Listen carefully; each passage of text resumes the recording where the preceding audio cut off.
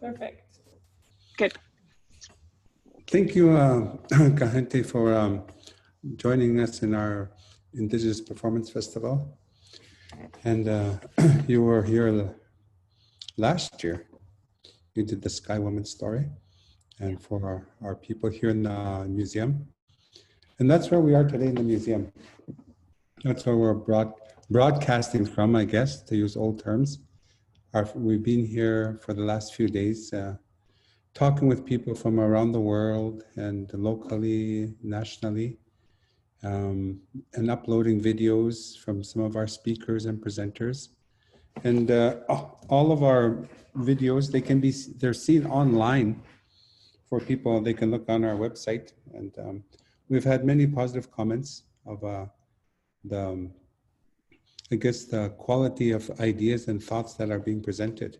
And for myself, for us here, that's a major accomplishment, because that's been the main goal of this festival, has been to present the diversity of thought within our Indigenous people, and to share this with the world, because we felt the world, well, our elders always say the world is kind of in a crisis. There's changes happening in the world. That's what they say. Something's going to happen, so some of them, they say that, and because of the different signs they are receiving with nature, with different prophecies are coming true. And but not to scare people. They say this is the time to change your life, to start to think in a different way, maybe educate people, educate the world. So that's the background of our festival, and with speakers such as yourself. And I'm very happy to hear your lecture, and about the Mohawk flag. It's been, we've all seen that flag for a decade now, a few decades, but nobody knew where it came from. And I'm also very interested to hear about the artist who created this flag, a bit about him, because I've read some of his writings, and I think it's very fascinating, the power and energy that emerges from his writings. And so you immediately feel that when you read his work. So with that, I'll give you the floor. I don't want to take up the time, and because we're here to listen to you and this fascinating story you're going to tell us. Thank you. Yeah, go. Thank you very much for inviting me to share my research on the flag. I'm Kahente Yujat Sakskare Watge Ni I Kanyak Kahaga Niwanjota. I'm Kanyak Kahaga Mohawk from Gahnawage. My father's from Six Nations. I'm an associate professor in the School of Indigenous and Canadian Studies at Carleton University. And I am also, and most importantly, a mother to 4 daughters and a grandmother to 1. And so I'm really happy to share this work. So before I begin, I'm just going to say that this work was something, it's actually came out of my master's research way back. I was doing this kind of this research on the flag in the late 90s because Oka had happened at a time in my life. I was in my late teens and I had witnessed the Oka crisis from a little bit of a distance, but not as well. It was from a very heartfelt proximity because I am Ganyak Kahaga. My mother and 2 of my sisters were behind the lines, and I saw and witnessed what was going on and wondered what this was all about and what did it really mean to be a Mohawk. So out of that, it propelled me into university. where I used my education as a venue for me to understand where I come from, who I am. And how I did this was I started at UBC, the University of British Columbia, and I began by reading whatever I could find in the university library on my people. My people, the Kanien'kehá:ka or Mohawk, are part of the Iroquois Confederacy, known as the Haudenosaunee. We are probably one of the most widely studied in the world. And so there are lots of manuscripts about us. So I had lots to read. And I think at that time, I needed to understand what was said about us, because at that time there was very little written by our own people as a way for us to understand and for you to understand from our perspective who we are. And out of that, I began to write all my research papers in all my different classes on different aspects about us. And I began to have long conversations with my mother on the phone, and she'd fax me reams and reams of papers that Kahente, the creator of this flag, had written. And then it was after that I moved on to do my master's degree at Concordia University, and I decided to focus on the flag. It had been the subject of undergraduate final paper for me, and I was strongly encouraged by my professors to look at it further and look at his artwork. And so I did. I ended up writing a full master's thesis on it, but it was in that degree that I began to question and push back against some of the things that had been written about us. At that time, there was absolutely nothing written about the flag. There was nothing written about the Oka crisis in terms of our own perspective. And so this was my opportunity to begin to step off of that grounding I had received in the written work about my people and say, okay, this is another way to look at us and another way to understand who we are from a female Kanien'kehá:ka perspective. And so then it was out of that, in my doctoral work, where I looked at and I took further this understanding of our own identity, and I began to examine women's identity in my community.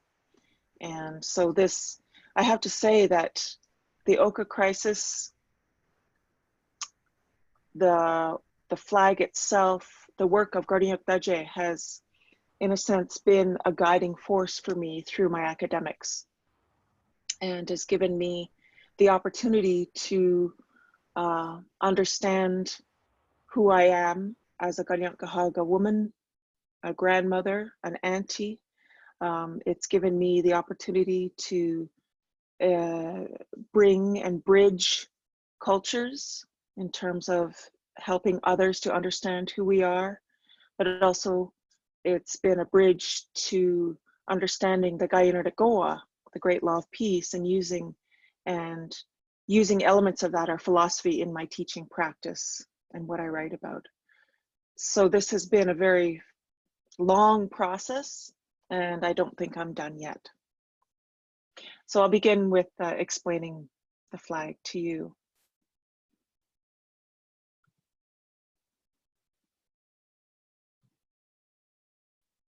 Okay.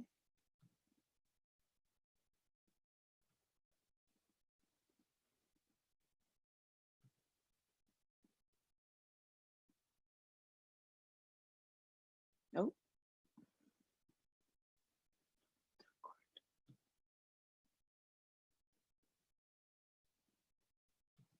Okay, it's not going to let me continue to record for whatever reason. Let's see, why is that happening here? Okay, there we go.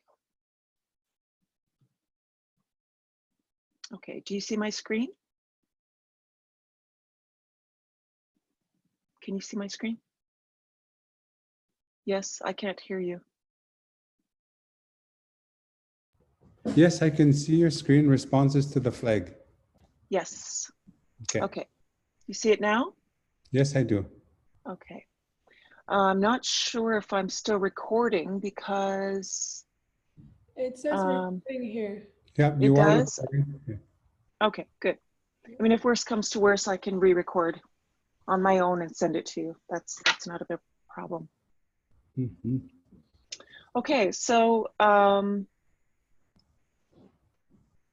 what you see before you are multiple images that I've taken from everywhere.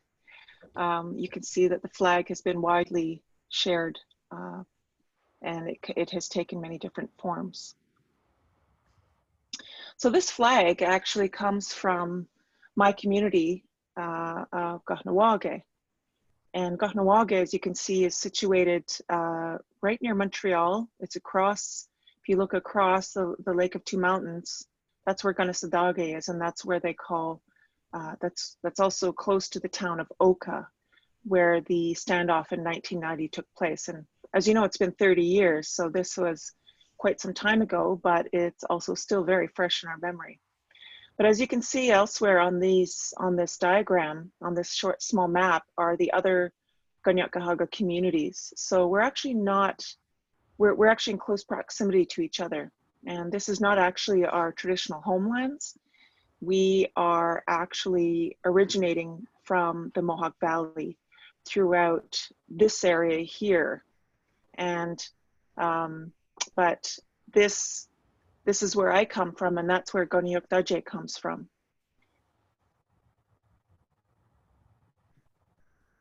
So we are part, the Kanien'kehá:ka or the Mohawk are also, we are part of the Haudenosaunee, also known and studied as the Iroquois Confederacy. It's a grouping of 5 original nations of the Seneca, Cayuga, Onondaga, Oneida, and then us at the Eastern Door. The Tuscarora joined us and came in under the Confederacy in 1721 when they were being persecuted and hunted down and killed. So they asked for safety among our people, and we brought them in.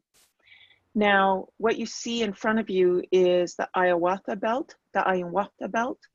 and what this belt signifies is the unity of the original 5 nations. And we are the Eastern Door, and the Seneca are the Western Door. And if you were to place this belt upon a map that spans the eastern central part of the United States, it would match perfectly with how we are situated originally. So this is figuratively, it symbolizes a longhouse, which is our original structures, and I'll explain that a little bit later. But what it is it's undergirded and supported by what we call the Great Law of Peace. And that was the philosophy developed by the peacemaker who came among us. So at one time, we were originally at war with each other. It was a long time ago. It was a time of very great strife. And the peacemaker is the story of a young boy who came of a virgin mother, and he lived with his grandmother and his mother in the woods. And he looked around him to nature to try and understand what how it is that things in nature can live together amongst each other and survive, but live together in relative peace and live with each other. And so he looked around and trying to understand this. And it was out of looking to nature that he began to see that, well, we are people, all of these people that are at war with each other, we need a way to come back together. And so he began to develop, well, the very first ceremony that he developed was the condolence ceremony, which is essentially the smaller condolence is part of a longer condolence of 14 strings. And the small condolence is 3 strings. And essentially what it is it's about a cleansing of the eyes so that you can see things clearly, a cleansing of the ears so that you may listen carefully. And if you drink the clearest water, it cleanses your throat so nothing can obstruct you. And so what this does is it's really speaking to an understanding or a way of being where you sit down and you actually pay attention and you listen to each other and you talk clearly to each other, telling the truth and speaking with a good mind so that you can actually come together and make good decisions together. This was the basis for the great law of peace, the Gaya Goa, which essentially means the way of peace, the way of the great peace. And so what he did was he went first to Jigosaze, who was symbolizes the women of all nations. And he went to her and he said, well, I have this way, I've developed these certain philosophies, this way of being, these certain ceremonies. Will you take it up? It's a way to bring our people back together. And she said, yes, I think this is a good way. And so then he came to the Mohawks, the Ganyakahaga first. And he asked our people, he said, he came to the people and he said, you know, I have this way and I would like us to come back together. And so we were the first ones to take up this way of peace. And then he went to all the other nations. Now, this didn't happen overnight. It actually took a very long time. And there's a more fuller story that is about his travels and about all the original 5 nations taking up this way of peace that actually you can find in many different places. But what it is the reason why I'm bringing this up is because this is what, if you really examine and try to understand who we are as a people, it is what our philosophy is all about. It speaks to our traditional ways, our ceremonial ways, our social ways, and our political ways. So it's a way that guides us to come together and make good decisions in peace. And so what it's about is the idea of peace and power and righteousness. So what peace is in this is the coming together of all of us and listening to each other. And then when we come together, we are stronger for that. When we come together with a good mind and speak with each other in a way of peace and make decisions together, we are much stronger for that. It's, I guess, the best way to symbolize this, and this is what we see often, is the idea of the 5 arrows bound together in unity. So let's think of a pencil. If you take a pencil, it's very easy to take it and break it in front of you, right? Just to snap it, because it's alone, it's on its own and it's weak. But when you take 5 of them and you try to break them all together, it's next to impossible because the strength is there. And so that is what this is about, is coming together. And when you bind us together in this way of peace, we are much stronger for it. And the idea of righteousness is all about signifying a good mind, having a strong mind.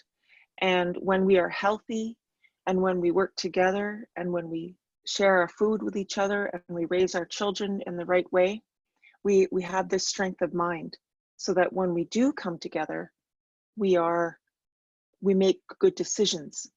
Now, what represents all of this kind of thinking is the diagram that you see here of the tree. It's the great white pine.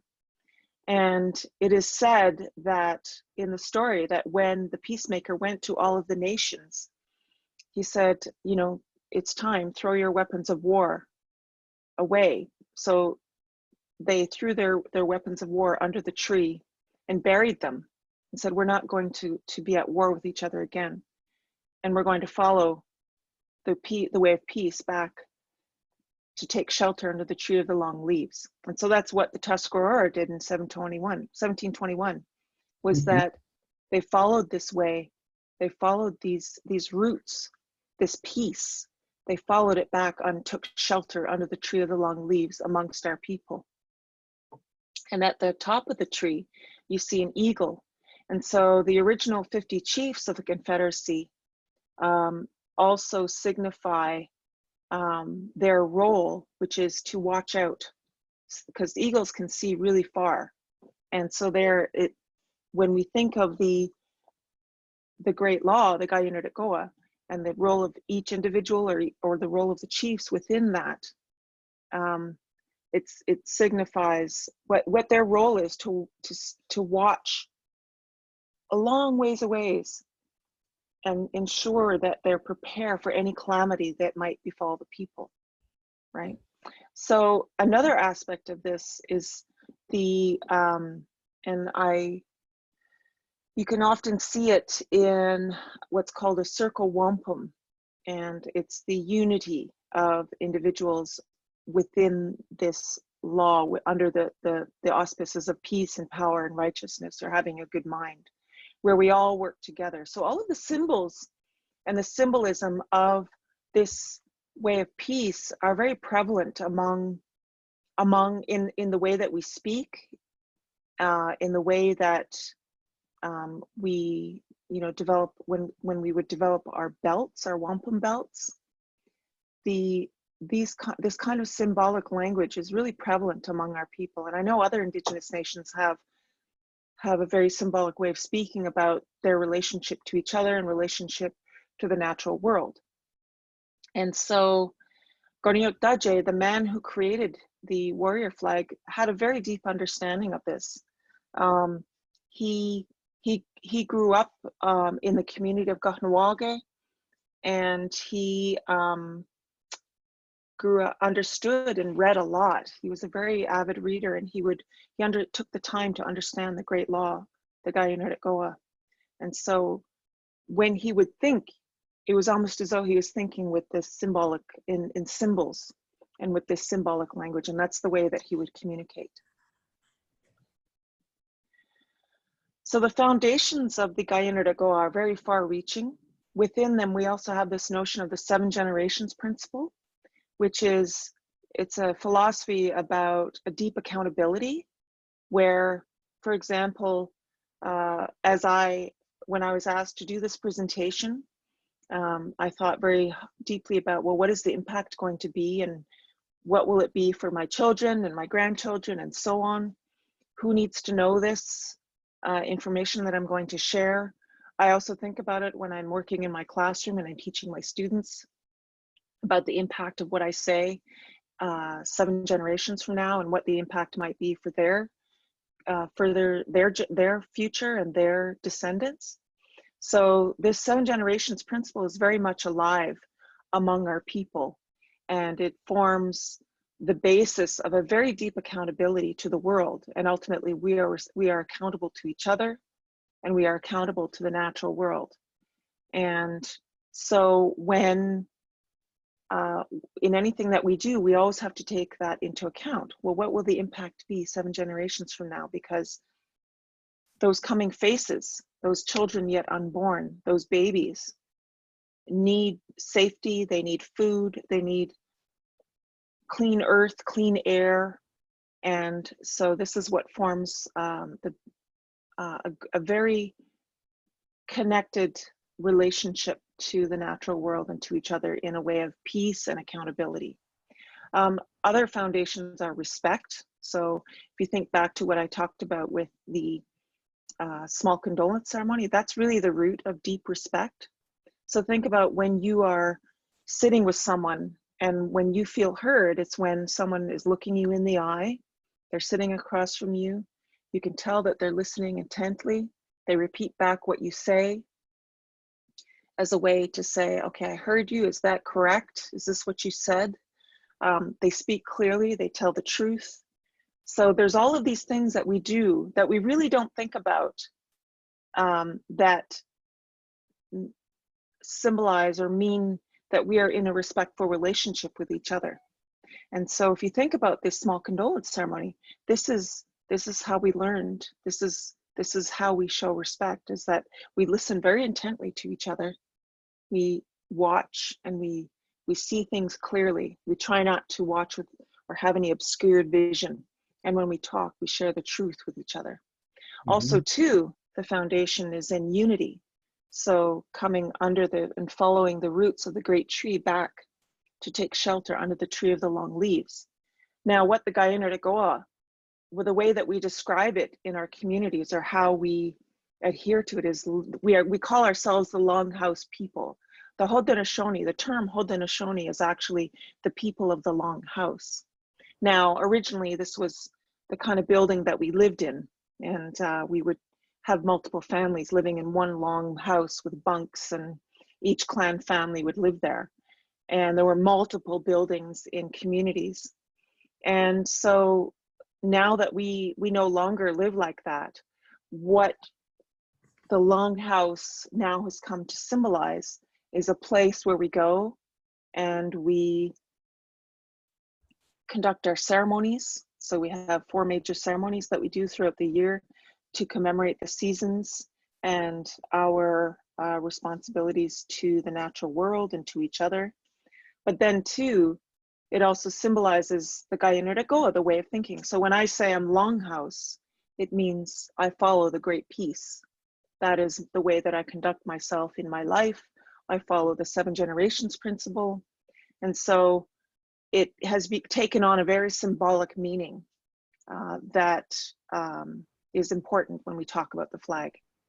It's also about self-determination. So the very fact that I'm sitting here and I'm able to describe this to you and share this kind of information that was orally transmitted to me through interviews that I did means that we are still self-determined. We have this responsibility to share this knowledge. We are still able to practice our ceremonies. We are still able to, we take the time to understand our past and our present and our future.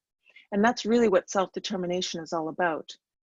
Being able to know that the troubled past, but also see the present and where we're at, whether, you know, whether we're all in all its different aspects, but also too, it brings clarity to the future, because then you're able to see where you need to go. What is the path you need to take?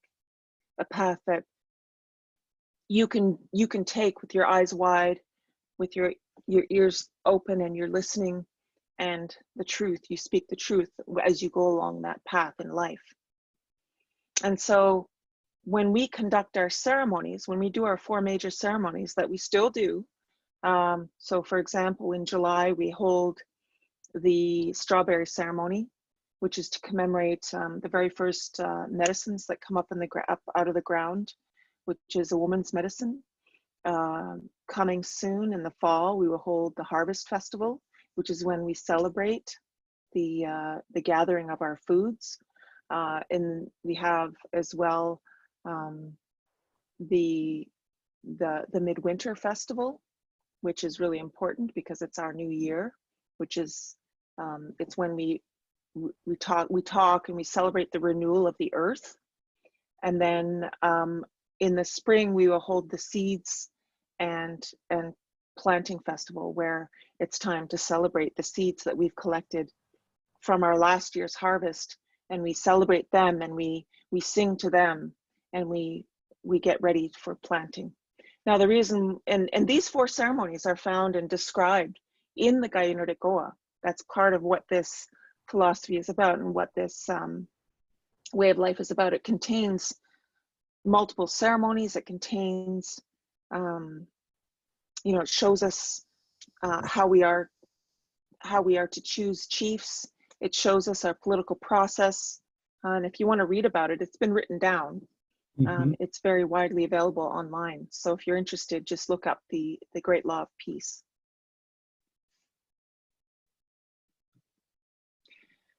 So the first time that many people saw what we call the Mohawk warrior flag, it's actually gone through a few iterations, but at that time it was called the Mohawk warrior flag. And that's where you saw it come to prominence. Now, it originally had been designed in the early 1970s, and it as a painting done by Kahente, and I'll explain a little bit more about that. But 1990 was a 78-day standoff, and we've now hit 30 years since that time. And it began on July 11th in 1990, and it went for 78 days, where my people originally, we had the women of Ganasadage, one of my sister communities, had erected a barricade or a peaceful protest because the town of Oka wanted to expand their golf course. And so they said, no, there's a long history of strife between between the community of Oka and the Ganasadage people. And so they'd had enough. And so the women of the community, the Longhouse women, had put up a peaceful protest in the pines and said, no, we're not going to let you do this anymore. We don't want you to cut down our land. We don't want you to cut down our trees and destroy this sacred area. And so it was out of that the police were called in, and they tried to forcefully remove this peaceful barricade.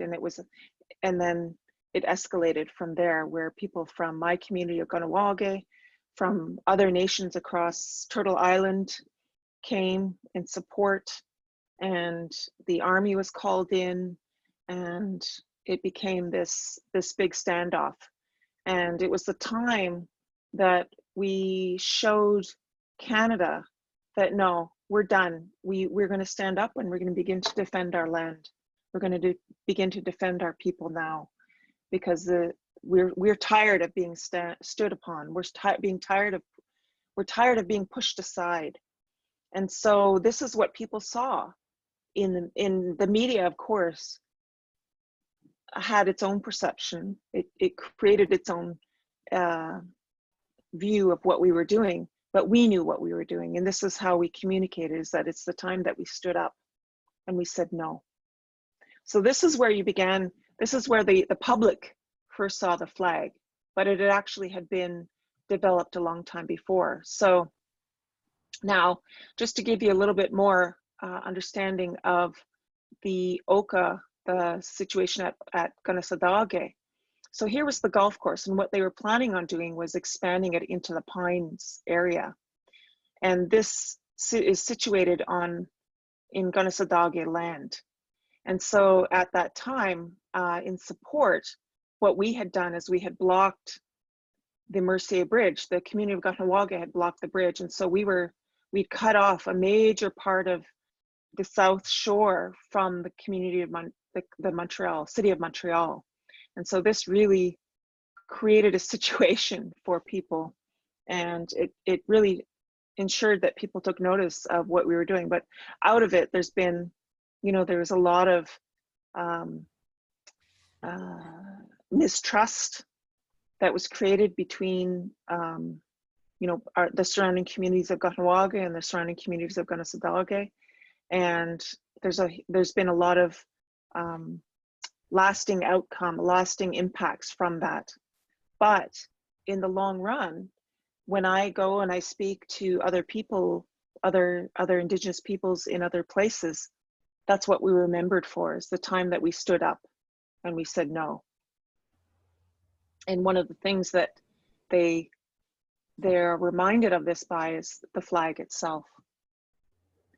So Garniak Daje, which means on the edge of the sky, he passed away in 1993. So shortly after, 3 years after the standoff, he passed away. He was born in 1919 in Kahnawake, in the community, and he was a very prolific reader. He did a lot of writing. He worked for the Longhouse News. He also did a lot of bodybuilding. He was very much into strengthening himself and teaching others how to do this, and influencing young men in the community on terms of looking after themselves. He was early on, when he was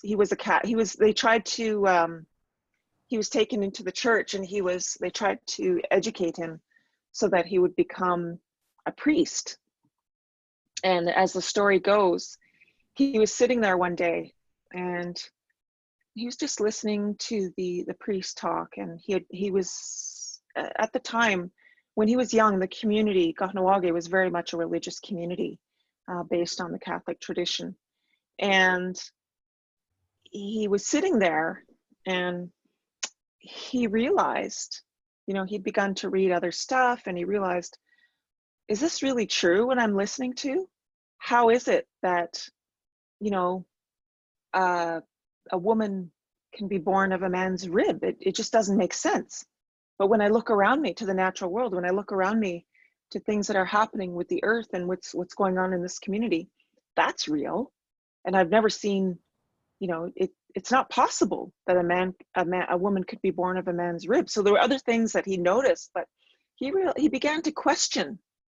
And so eventually he just stopped going to the church and he began to really take up the Guyana de Goa, because at that time, the Longhouse had been underground for quite some time. So when I say underground, it wasn't as prominent. People would go into the woods and they would practice the traditions. They would do the ceremonies at the certain times of the year, but it was seen as pagan. And so if they were caught, they would be persecuted by the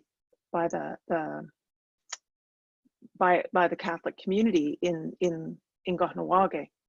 And so it was kept very much a secret thing. And so he began to be a part of this and really began to take it to heart and began to learn. And another thing about him is that he had a very developed sense of humor. So this is a self-portrait that he painted. Now, if you look at the picture, I would say this is Korniuk Daje to a T. He's, you know, he was a bodybuilder. He, you know, kind of took everything in life kind of with a grain of salt and said, you know, I'm not going to let things get me down. But I'm going to challenge you, and I'm going to use humor to challenge you. So this is a good indicator of that. It's a good picture that he did of that. So he was a self-taught artist that began doing drawings in pen and ink on his own. Just a self-taught, he began to put these pen and ink drawings into larger posters. So he would make them paint on boards using house paint. And so he learned how to shade, he learned how to do all this artistic practice on his own with no formal training. But what he did was he began to communicate a political message, and he began to challenge things, challenge what he was seeing happening, challenging our colonization. So if you look on the left side, you have the Indian statue of captivity. And so what he's doing is he's challenging, you know, this idea of the United States of America as a land of the free. And it's actually not. If you understand American history and you understand how Indigenous peoples have been treated in the United States, you'll see his meaning very clearly.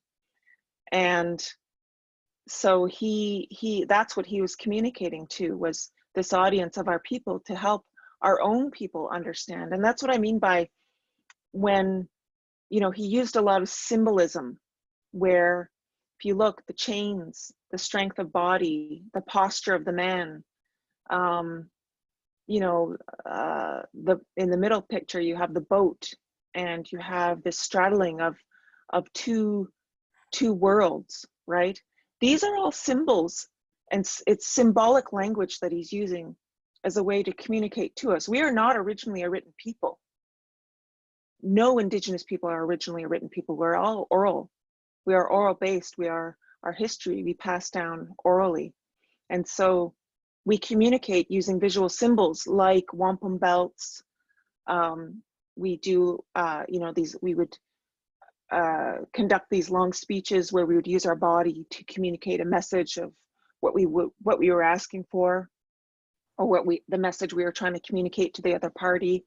And so what he's doing is he's speaking to that,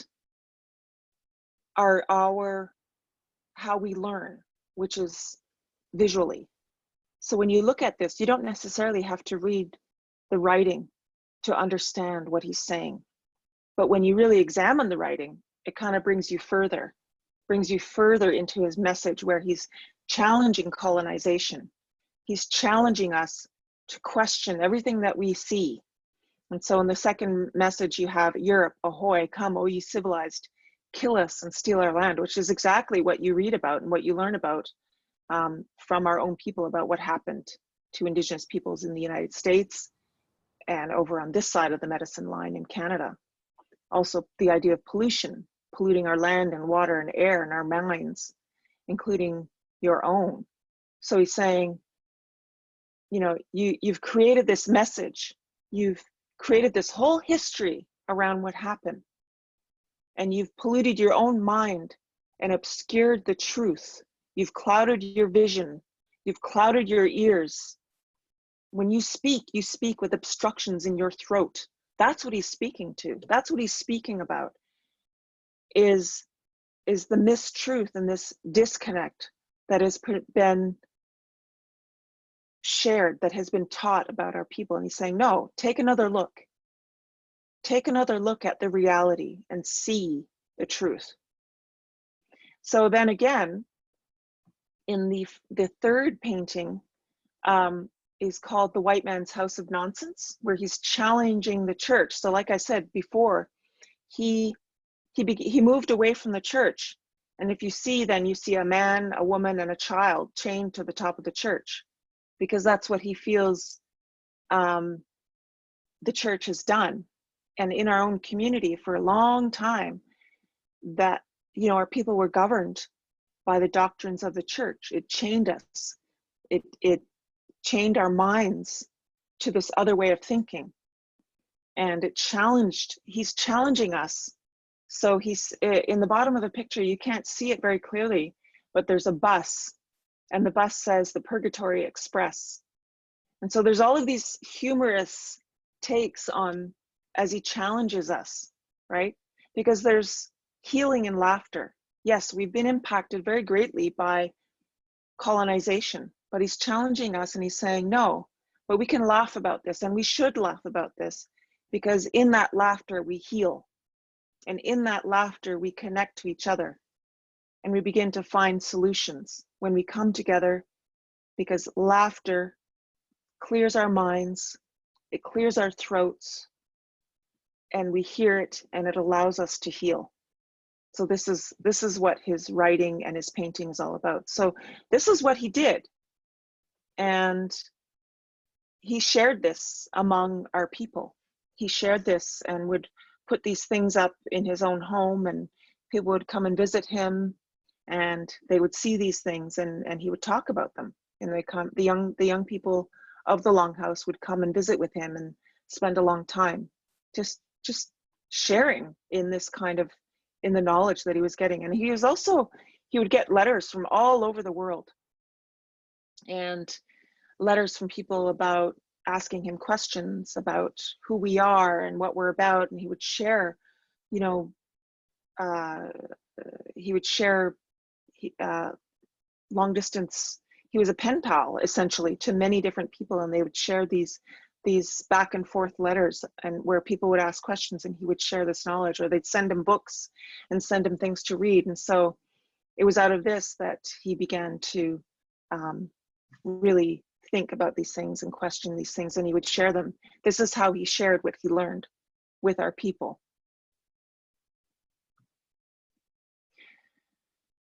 So when I was doing the research on the flag, I did a whole series of interviews with people from Ganasadage, from Ganhawage, from Akwesasne, people that had known Goriakdaje for a long time. And these were people that he had worked with in the Longhouse. And in the early 1970s, the Longhouse had been planning. They wanted to establish a new community in New York State. So they sent scouts to go and scout out areas where it was possible to rebuild or build a small community where people could go and live just by the Guyana de Goa. Because at this time, our community, of course, was under the Canadian government. It was called a reservation. It had a band council. And so people were really wanting to move away from this and live a traditional lifestyle again, using under the Great Law, under the Kahente. And so they found this community of Moss Lake, or this encampment at Moss Lake in the Adirondacks. And originally it had been a girls' camp. So in the early 1970s, they'd begun to pool their money together, start collecting supplies, wood stoves, things like that. And then one night they left. There was a whole group of them, and they established a community there. Now, if anyone knows the Adirondacks, there's many, many wealthy people that have their summer homes there. And so there was an uproar about the fact that these Mohawks had come into and taken over this girls' camp. And, you know, there was it was going to be war. They were worried about, you know, what this was going to do to the value of their land, obviously. But Gardiek Dudjay had been a part of that move, and he was, from what I understand in what was told to me, he was living above the gym in some sort of, I guess, an apartment that was there. And he was doing his painting and his drawing, and one day he came down and he had this painting, the Indian flag. And he had taken some of his original pen and ink drawings, and he had developed this painting. And apparently, from what I learned from a woman supporter, there was also non-Indigenous supporters of this encampment, and women supporters had actually sewed the first flag that was ever created by hand. So they had sewn it by hand. And so this is when we see the first iteration of the flag, and it was called the Indian flag. So when I was doing this research, I was trying to figure out, okay, where does this come from? What does this mean? What is it telling me about his thinking? And how does it relate to some of the thinking in his other drawings? And so I looked to some of his other stuff, like this picture here, the never-ending Longhouse, some of his other pen and ink drawings that he had done. And so as I began to think these through, what we saw out of this was then other iterations of the Mohawk warrior flag, where you see the hairstyle is very different. And this came to be and be developed in the late 1980s. And then later on, there's another flag called the Unity flag. So it's had different names and different, slightly different symbols in it. But I'm going to go back and I'm going to explain more about the flag itself and the symbols within the flag. Mm-hmm. Okay. So this is a drawing that he did called the never-ending Longhouse. And what it signifies is the great law of peace, the Kahente. Now, if you recall, the roots were meant to spread out in all directions around the world, where people could follow those roots back and take shelter under the tree of the long leaves and live amongst the people in peace. But it stopped because of colonization. It stopped because of contact. It stopped because of the imposition of another way of life, another way of thinking that was brought to our people through the church and through other ways of indoctrination. And so that's what he's commenting here. That's what he's commenting on, is this way of life that it wasn't carried out. His original plan wasn't finished. So if you read it, the writing I've included here, and it is that he was able to gather, the peacemaker was only able to gather 5 nations in his time. He left the work of uniting the nations to his successors and coming generations. And he says they fell down on the job. Not only did they not get more nations into the Confederacy, but instead devised a protectorate of nations, and an empire of subject nations, which was not the original plan. And so what he's speaking to is that the missionaries admit they coaxed the protectorate nations to attack their protectors. So our involvement in the wars that took place, and the Revolutionary War and the other wars that took place separated our people. It pulled us apart. And so when he says, when the smoke cleared, all the protectorate nations were extinct, and the Longhouse was reduced and weakened. And it enabled the European nations to take over the continent. So what he's saying here is the lesson is that don't lord over others, but make them into equals. And that's the very core philosophy of the Gaianorek-Goa, is that we are all equals. And we come together and we sit together and we make decisions together and we share things amongst each other. And when we think about the idea of the chief, so if you look and you read about it in the Gaianorek-Goa, the way that they describe a chief is one who is of sound mind. He's a man who can bring people together in dialogue. He has skin 7 spans thick, so he has the ability to deflect any criticism, but he's a man of the people. And they say that when you become a chief, your life is no longer your own because you are of the people. And a chief in that sense is something very completely different than what we experience nowadays with these band council elections, where the chiefs are something very different. There's a hierarchy. In the Gaianorek-Goa, in this system, it's the power comes from the people and it moves upward. And we make decisions as a collective, and we hand those decisions off to the chiefs for enactment. And it's our clan mothers that ensure that the chiefs act on those decisions. They're not allowed to make the decisions on behalf of the people. They're there strictly to enact the decisions of the people.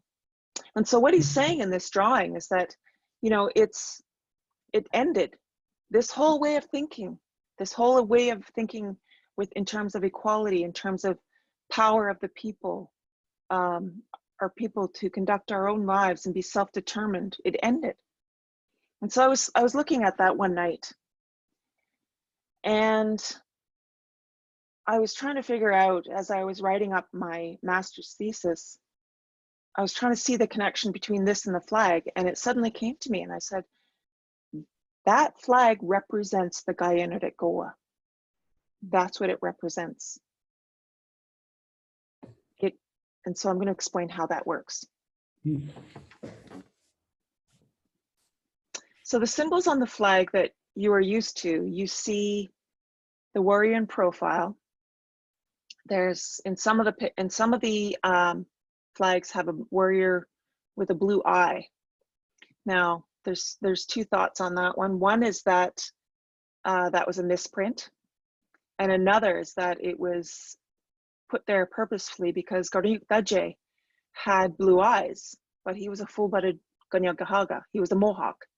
And what it speaks to is that we might look slightly different, but it doesn't change who we are.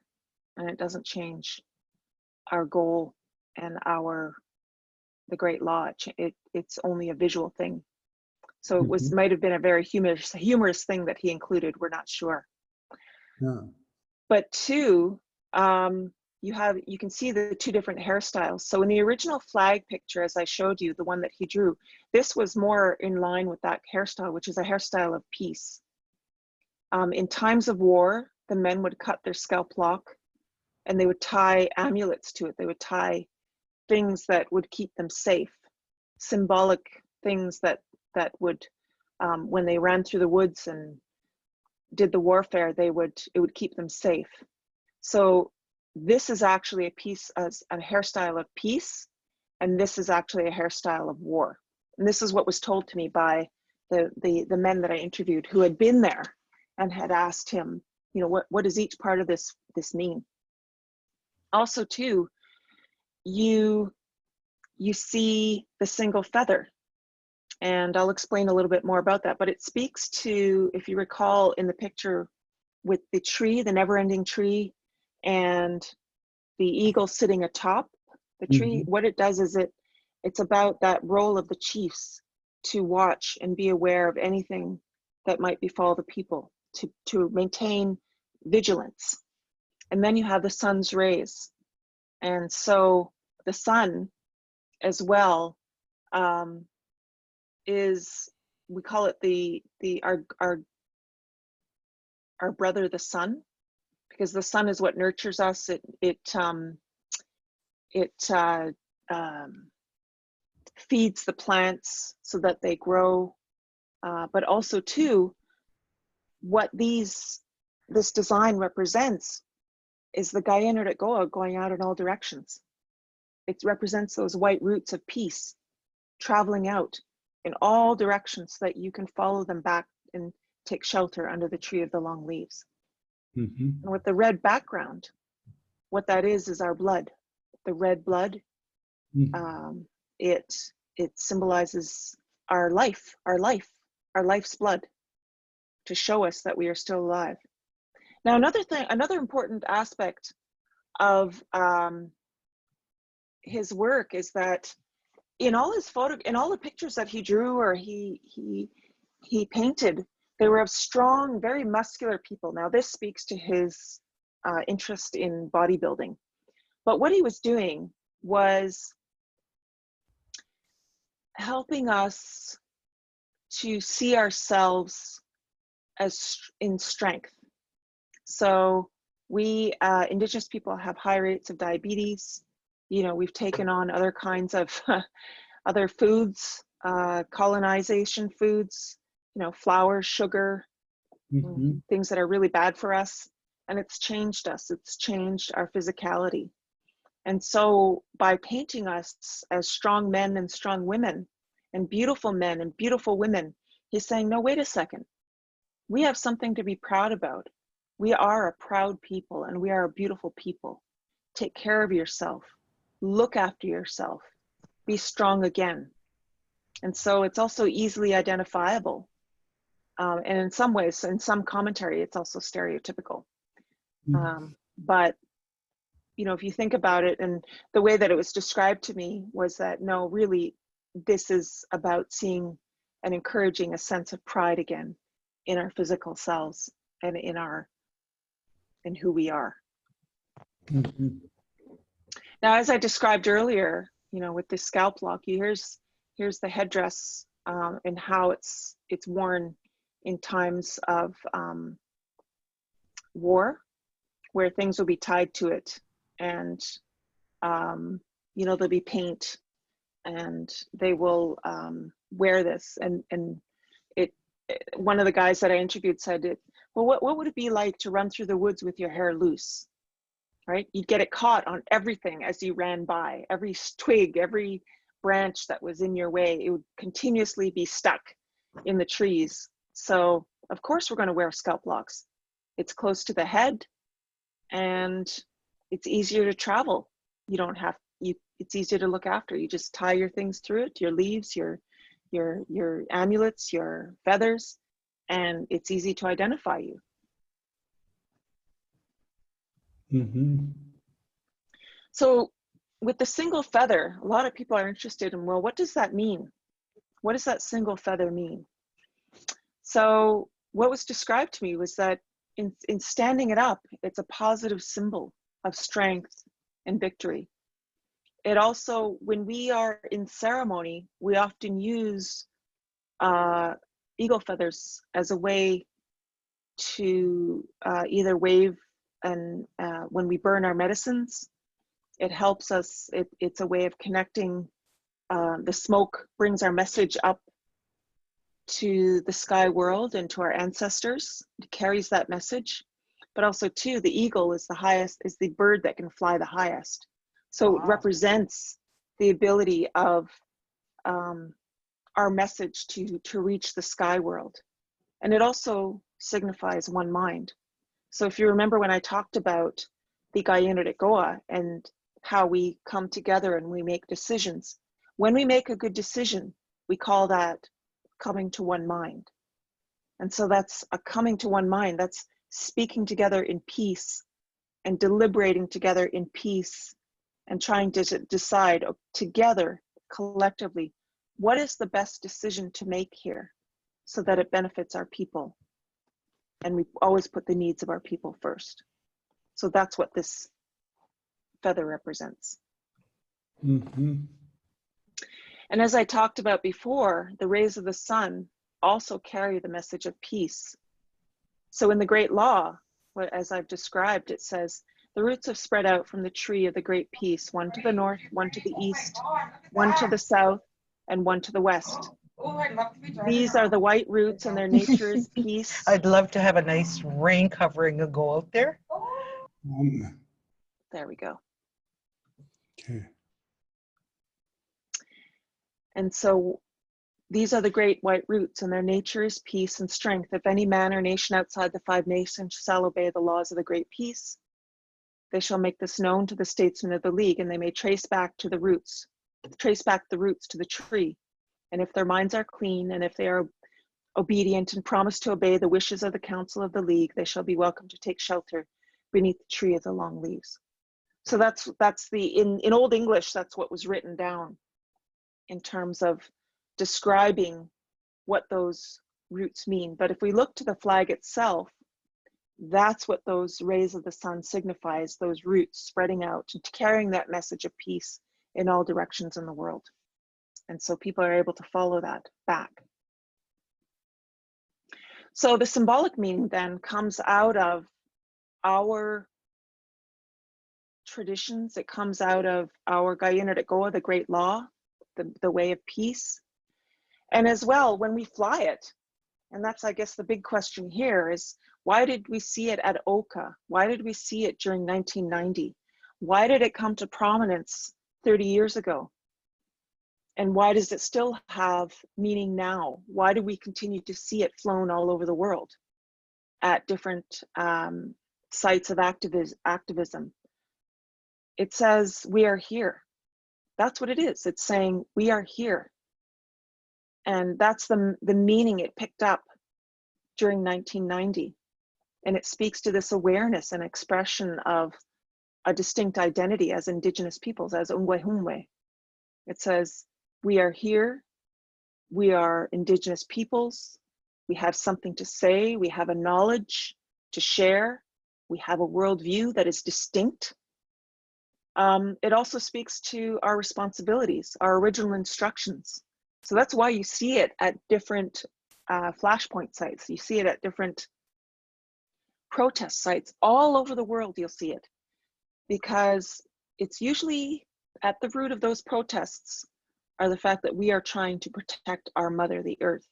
We are trying to save her.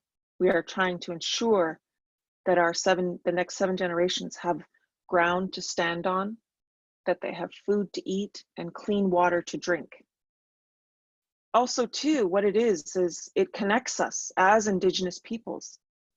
So you'll see it in multiple communities. And so what this flag is about and is unity and resistance. And how do I know this? Well, it was very interesting. As the final part of my study, I went to Escanobadich Burnt Church. So in 1997, they had, or 96, they had been dealing with what they call a lobster war or a lobster dispute, where their traditional economy is based on fishing and lobster harvest. And the quotas were being taken away. And so the economy of the community was really in jeopardy. And this isn't new. This is something that's been going on for quite some time. But they had finally fought back. And so, and I'd seen the flag flying on their boats and on their houses and some of the media. So I thought, well, I'm going to go there and I'm going to try to find out what the flag means to them. So I spent 2 weeks in the community. I brought my 2 oldest daughters at the time. They were young. And I interviewed all kinds of people in the community about the lobster war, and they'd sit down with me for 1 or 2 hours, and they'd talk about the history of their community, the history of their people, the Mi'kmaq, their relationship to the land, you know, and then they'd talk about the flag and what they thought what it meant to them to fly it, and what this whole dispute was about. And then at the end, in most instances, they would sit back, you know, and they'd offer me another cup of tea, and they'd say, okay, now that I've told you my story, I want to know where this flag comes from. Who made this flag? Where is this flag from? Because and so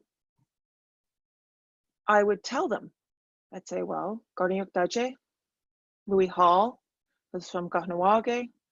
This is him. And I'd show them pictures, and I'd talk about the history of the flag and its development.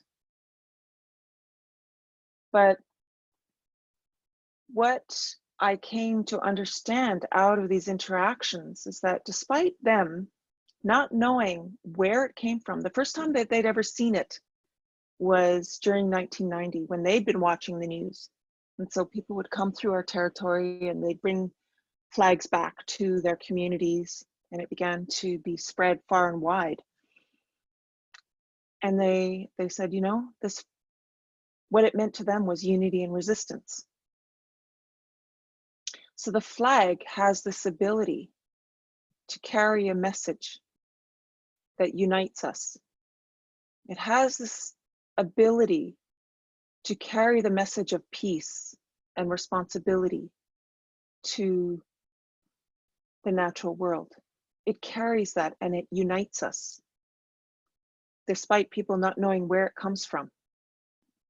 And that's really powerful if you think about it. Garniuk Daje, you know, it's very interesting that he used a European tradition of flag bearing to create something so powerful that has this ability to unite so many of us. Because at every single dispute that I've seen in my lifetime, I've seen it flying. I don't know more, Caledonia, Elsipogtog. You've seen it more recently with the railroad blockades in support of the Wet'suwet'en. Right? So we've seen it all over the place, and most people who fly it don't even know where it comes from. They say, well, it's the Oka flag. It's the Mohawk warrior flag. And so I hope that people begin to understand that, you know, this flag actually means so much more than war or destruction.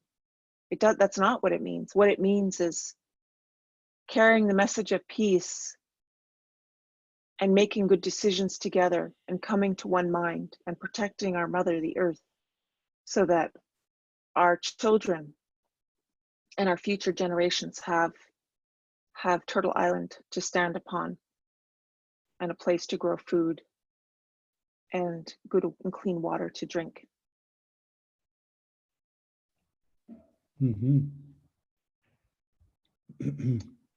So that's what it means. Thank you. Your mother and Degarundage, they came to my community a few years ago, and they gave me a flag. So Yes. I fly this flag at our campsite there, at our lake site. So it's very proud to know about it. Yes. Now it's like through oral tradition, you have told me that story. So you have informed me of that, what it means, the knowledge that flag has and its history and its maker. So I'm very proud that I have that flag. Now I can share it to interested people. Yes, I hope you share the story too. Yes, and thank you for sharing this story to our online festival. It's a very important story to share to the world, to this Turtle Island, all Indigenous peoples here, and to the people from across the big water who come here and they see that flag. Now they will know what that means, that story, and that you have told us that you knew this man, you grew up with him in your house. So thank you, thank you, Kahente, for your time. You're very welcome. And Goa. yes, and you have a good good rest of the summer, and And I'll see you this fall because I'm heading out east as well. And best wishes to your family. Thank you. Y'all go. Y'all go. Yeah. Okay.